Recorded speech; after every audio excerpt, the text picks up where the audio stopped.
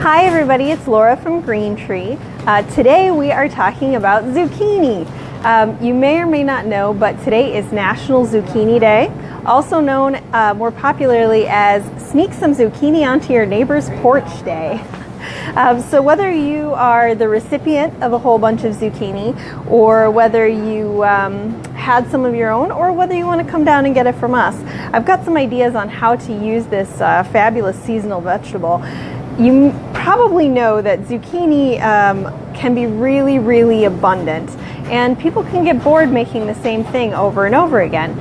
So you've probably had zucchini bread, and you know that zucchinis can be used that way, but we're going to have some more creative suggestions for you. First, what you may not know, I think I covered this in a previous video, but zucchinis are actually not a vegetable botanically. They're a fruit, and they're even a type of berry, which is kind of funny because of the way that they grow out of the flower on their plant. You can actually eat zucchini flowers as well if you've never tried it. One of the more popular ways is literally stuffing them with cream cheese and deep frying them.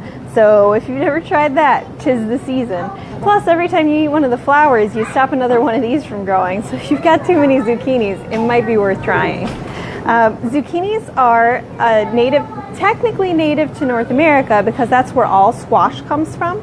But they actually were specially bred in gardens in Italy. After some of the native squashes here were brought over to Europe, they specialized until we got what we have now as a zucchini.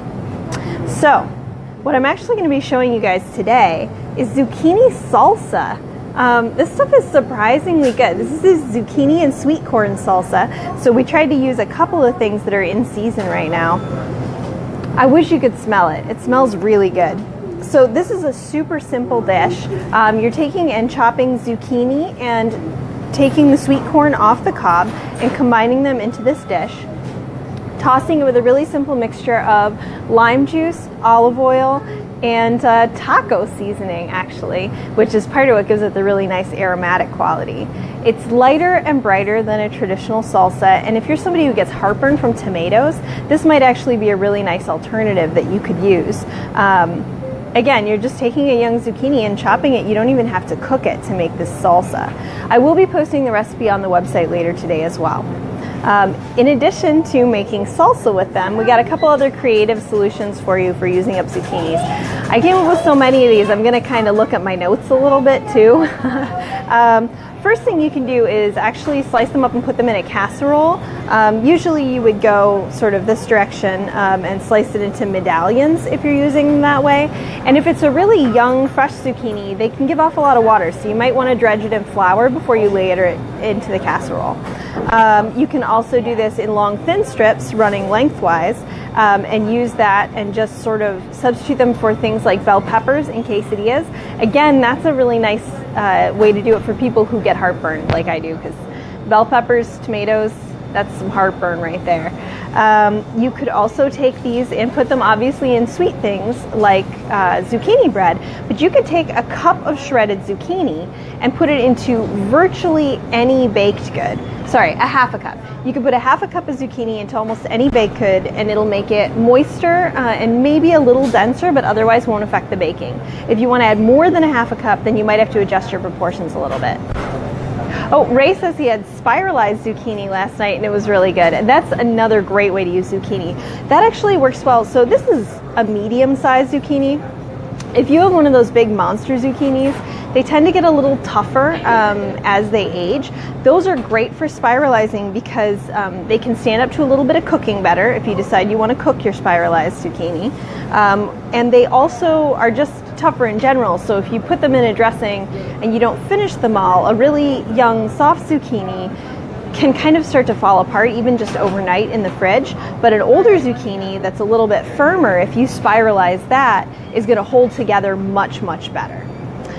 So we got spiralized, we got casseroles, we've got adding it into baked goods. Let's see. You can go ahead and chop this up, and instead of doing a salsa, you could use this raw chopped zucchini in something like a bean or a lentil salad, and that could actually be hearty enough to be an entree.